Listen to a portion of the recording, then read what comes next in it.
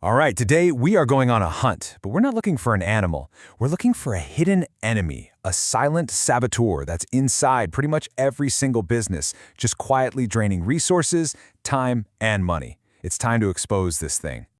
So let me just start with a crazy question. What if almost half of everything you do at work was just pure waste? And I don't mean like garbage in a can. I mean wasted effort, wasted time, wasted brain power. Imagine that, nearly half your day just poof, gone. This isn't some crazy theory. For a lot of companies, it's the reality. And get this, industry analysis shows that it is totally normal for factories to lose somewhere between 20 and 40% of their productivity to this hidden enemy. That is a huge amount of lost potential. So, obviously, we need a way to actually see this waste before we can even think about fighting it.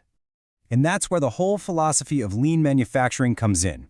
It gives a name to our enemy, a name to this hidden waste. And that name is Muda. It's a Japanese term that came out of the incredible Toyota production system right after World War II, and it's going to be our guide for this whole investigation.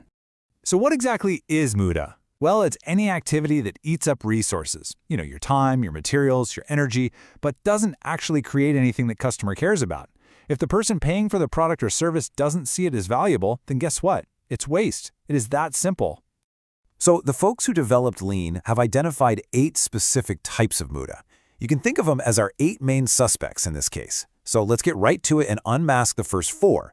These are the most common culprits you're going to find pretty much anywhere. And our number one suspect, honestly the most dangerous of them all, is overproduction. This is exactly what it sounds like. Making more of something than is needed right now, or just making it way too early. Now that last point on the slide, that's the real killer here. It's so dangerous because it hides all the other problems, right? Think about it.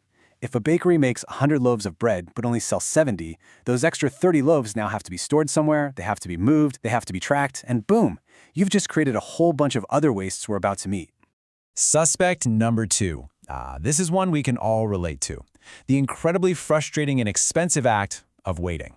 This is any kind of idle time. It could be a machine waiting for a part, a team member waiting for an approval, or you just staring at your screen waiting for a file to download. And here's the thing about waiting.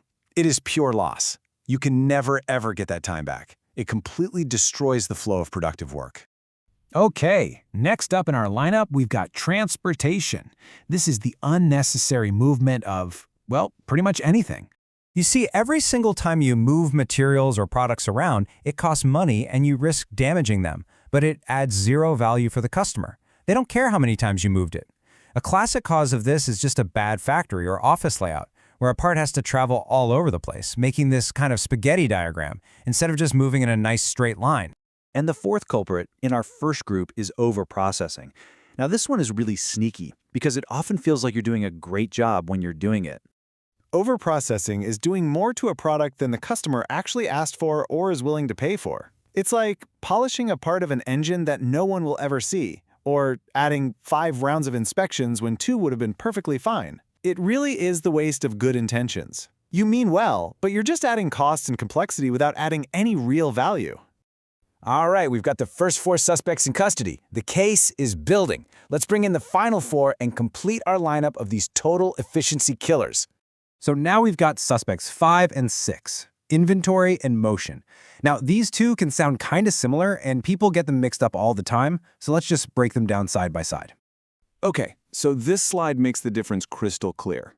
Over here on the left, inventory is all about the wasteful storage of things. Raw materials, unfinished products, all that stuff. It ties up a ton of cash and, just like overproduction, it can hide problems for a long time.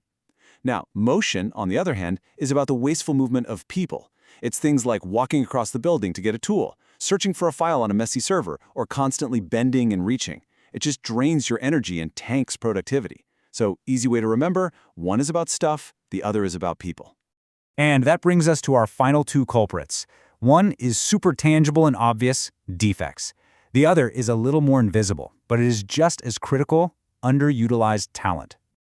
Defects are pretty straightforward, right? They're just mistakes. They lead to having to do work over again, scrapping material, and dealing with unhappy customers, all of which just destroys your bottom line.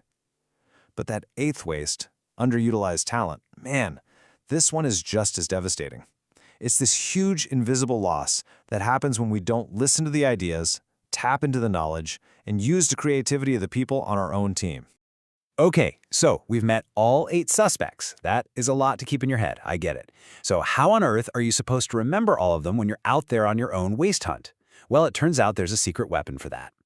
No, seriously, how are you going to keep track of overproduction and waiting and defects and all the rest when you're in the middle of a busy workday? Well, there is a simple, beautiful solution that just cracks the whole case wide open.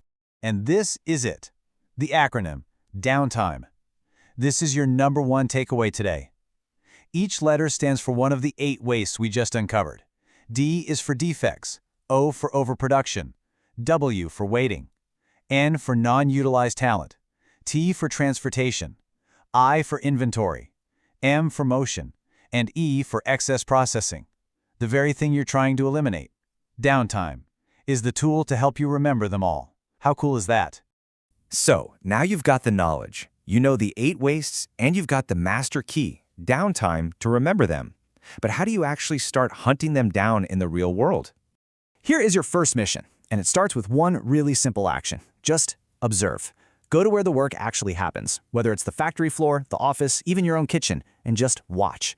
Try to map out the flow of what's going on. And as you're watching, use your new secret weapon, downtime, to start calling out the waste you see. Remember, this isn't about working harder. It's about working smarter by finally seeing what's been hidden all along. So I'll leave you with this question. The next time you're at work, take a real look around at your own desk, your team's process, your daily routine.